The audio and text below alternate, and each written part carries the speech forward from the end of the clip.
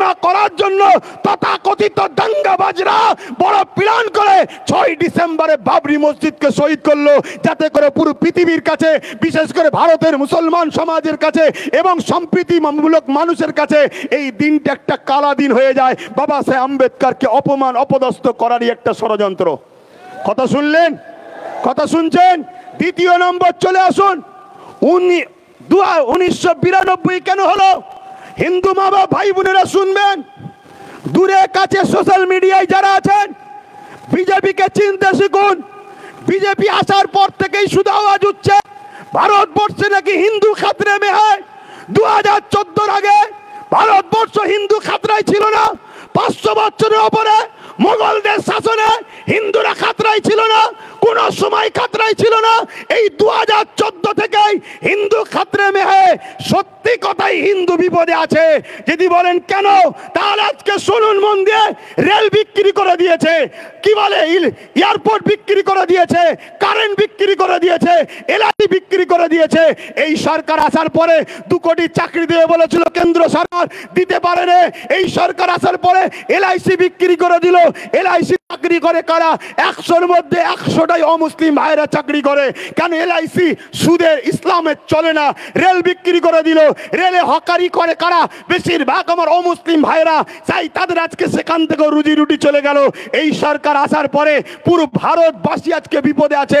আমার হিন্দু ভাইদেরকে শ্রদ্ধার সাথে বলবো, 1992 সালে এই বাবরি মসজিদকে যখন ভাঙা হয়, ওই সময়ে 1989, 80-তে একটা সাচার কমিটির মতো রিপোর্ট বেরিয়েছিল, মন্ডল কমিটি। তাই তো, মন্ডল কমিটি। সাচার কমিটি যেমন 2005-06 বেরিয়েছে, ওটা 79-80-তে মন্ডল কমিটি। সেই কমিটিটার রিপোর্ট যারা করেছে তারা বলছে হিন্দু সমাজের একটা বড় অংশ রুজি রুটিতে, অর্থনীতিতে একদম ধ্বংসের দিকে। তাই হিন্দু সমাজকে বাঁচাবার জন্য, এই গরিব মানুষগুলোকে বাঁচাবার জন্য 27% সংরক্ষণের ব্যবস্থা করা হয়েছিল। কিন্তু এই 27% সংরক্ষণকে তথাকথিত যারা হিন্দু দরদি শাস্তে এই বিজেপি হুকুমত কোনোভাবেই মেনে নিতে পারলো না। তাই ধর্ম খেলা করবে বলে 1992 সালে বাবরি মসজিদ দেখিয়ে শহীদ করিয়ে ওই দিকে ভুলিয়ে দিল। হিন্দু ভাইদের 27%টা বন্ধ হয়ে গেল। অতএব ভাবাতে চাইছি, আমরা হিন্দু মুসলমান ধর্ম যার যার, উৎসব যার যার, দেশ সবার। আপনারা বলুন, ধর্ম যার যার, ধর্ম যার যার, উৎসব যার যার, উৎসব যার যার, দেশটা সবার। তাই দেশের স্বার্থে বলবো, আজকে কেন্দ্র সরকার একটার পর একটা আইন তৈরি করছে। কৃষকদের বিরুদ্ধে কালা কানুন তৈরি করেছিল। কৃষক বন্ধুরাকে, হিন্দুকে, খ্রিস্টানকে, দলিতকে, পাঞ্জাবি দেখেনি, তারা কৃষক একসাথে আন্দোলন করেছে। কেন্দ্র সরকার তার আইনকে প্রত্যাখ্যান করতে বাধ্য হয়েছে। তাই আমাদেরও উচিত হবে এই কালা কানুনের বিরুদ্ধে, কে কোন দরবারে, কে কোন সিলসিলা, কার কি পছন্দ, সব কিছু বলে দিয়ে সংবিধান বিরোধী এই কালা কানুনের বিরুদ্ধে আমাদেরকে এক হয়ে আন্দোলন করলে কেন্দ্র সরকার এই বিল প্রত্যাখ্যান করতে চ্যালেঞ্জের সাথে বলছি বাধ্য হবে। তাই এক হয়ে আন্দোলন করার দরকার আছে না নাই? জনগণ আন্দোলনের দরকার আছে না নাই? কিন্তু তাদের সঙ্গে আন্দোলন নয় যারা এখনো আমার রাজ্যে ওয়াকফকে লুটে রেখেছে। কি বলুন, ঠিক তো নাকি? তাই আমার বক্তব্য সংক্ষেপ করছি। তার আগে আরো একবার বলি, দীঘা ছিল ধর্মস্থান নয়, দীঘা ছিল পিকনিক স্পট, টুরিস্ট এলাকা। সেই জায়গাটাকে বড় প্ল্যানে রাজ্য সরকার ধর্মস্থান বানিয়েছে। তাদের বিশ্বাস, তাদের ভালোবাসাকে আমি ছোট করছি না, কিন্তু আমরাও অনেকে যাই না। তাই কত কোটি টাকা দিয়ে মসজিদের দাবি রইল? জোরে বলুন। কেন? উনি তো এমনিই বলেছে আমি মুসলিম দরদি একটু বেশি, তাই তো হিজাব পরে ঈদগায় যায়। আমাদের এই দাবি রইল। এই বলে আমি আমার সংক্ষিপ্ত বক্তব্য এখানে শেষ করছি। কিন্তু আবার যাবার আগে একটা উচ্চ আওয়াজ দিয়ে, স্লোগান দিয়ে আমরা আস্তে আস্তে যাব। সকলে বলুন নারে তাকবীর। আরো উচ্চ আওয়াজে নারে তাকবীর। কোরআন ও সুন্নাহ, কোরআন ও সুন্নাহ। সংবিধান বাঁচাও। সকলে বলুন বাঁচাও, সংবিধান বাঁচাও।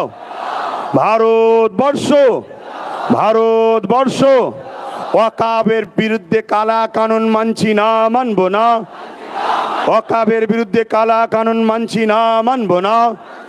অবিলম্বে কেন্দ্র সরকার আপনার ওই কালা কানুনে বিল প্রত্যাখ্যান করতে হবে। অবিলম্বে কেন্দ্র সরকার সংবিধান বিরোধী কালা কানুন প্রত্যাখ্যান করতে হবে। রাজ্য সরকার আপনার আন্ডারে যত অকাপ সম্পত্তি আছে পুনরুদ্ধার করে দিতে হবে। যখনই বলা হচ্ছে তখন বলছে বুলডোজার চালাতে পারবো না, ঘর যখন হয়ে গেছে। কিন্তু আপনারা শোনেন, এই রাজ্যে সরকার বুলডোজার চালিয়েছে না চালায়নি? কাদেরকে উচ্ছেদ করেছে? হকারদের। তা হকারদের যদি উচ্ছেদ করতে পারেন বুলডোজার চালিয়ে, আমাদের সম্পদ দখল যারা করে রেখেছে আমাদের ফিরিয়ে দিবার জন্য বুলডোজার চালাতে হবে। অতএব এই বিভাজন থেকে দূরে থাকবেন, নিজের অধিকারের জন্য নিজেরা লড়াই করুন। আস্তে আস্তে ফিরে যাবেন যখন ঘোষণা দেওয়া হবে। সুস্থ থাকবেন, ভালো থাকবেন। মনে রাখবেন এ লড়াই কিন্তু আজকে শেষ নয়। আমি সর্ব জায়গায় জাগাচ্ছি, তারপরে কলিকাতার রাজপথ, ওখান থেকে পুরো দেশ, সব জায়গায় আন্দোলন হচ্ছে। সবাই মিলে আমরা দিল্লি যাব। যেদিন দিল্লি যাব সেদিন শুধু ওয়াকাফ বাঁচানো হবে না, সংবিধান বিরোধী সরকারকে উৎখাত করেই তারপর আমরা ফিরবো। বলুন ইনশাআল্লাহ। আরো চিৎকার দিয়ে বলুন ঠিক না বেঠে? আসসালামু আলাইকুম ওয়া রাহমাতুল্লাহি ওয়া বারাকাতুহু। অসংখ্য ধন্যবাদ শ্রদ্ধেয় সম্মানীয় আহলে সুন্নাত ওয়াল জামাতের কর্ণধার আমাদের প্রাণপ্রিয় বড় ভাইজান হুজুর কেবলাকে একবার তাকবীর দেন। নারে তাকবীর, নারে তাকবীর। আজকে আমাদের সভা এখানেই সমাপ্তি ঘোষণা করা হলো। আপনারা দেখে শুনে যাবেন। প্রশাসন ভাইদেরকে বলবো আপনারা একটু সহযোগিতার হাতটা বাড়িয়ে দেবেন। স্বেচ্ছাসেবক ভাইদের যাদেরকে যে দায়িত্ব দেওয়া হয়েছিল আপনারা নিজ নিজ দায়িত্ব পালন করবেন।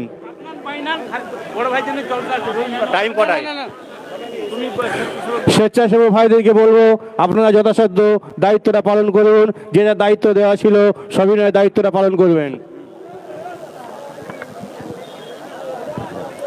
আমি আরো একবার মাইক ধরলাম। আহলে সুন্নাত ওয়াল জামাতের প্রোগ্রামের কিন্তু একটা ডিসিপ্লিনের সুনাম আছে। প্রত্যেক জায়গাতেই কিন্তু ডিসিপ্লিন সহ প্রোগ্রাম হয়, বিশাল গ্যাদারিং হয়, তারপরেও কিন্তু কোনো ভায়োলেন্স হয় না। এটা একটা সিস্টেম, ডিসিপ্লিন। কেন আমাদের সবাই কর্মী, সবাই দরদি, সবাই ভালোবাসার মানুষ, কাউকে গাড়ি দিয়ে আনা হয় না, নিজের দরদে এসেছেন। তাই এই দরদটা রেখে সুন্দরভাবে যাবেন।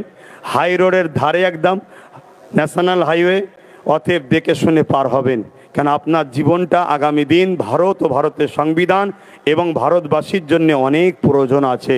তাই সুন্দর জীবনটা নষ্ট করে ফেলবেন না। ধৈর্য ধরে যাবেন, আস্তে সুস্থে ফিরবেন। আসসালামু আলাইকুম।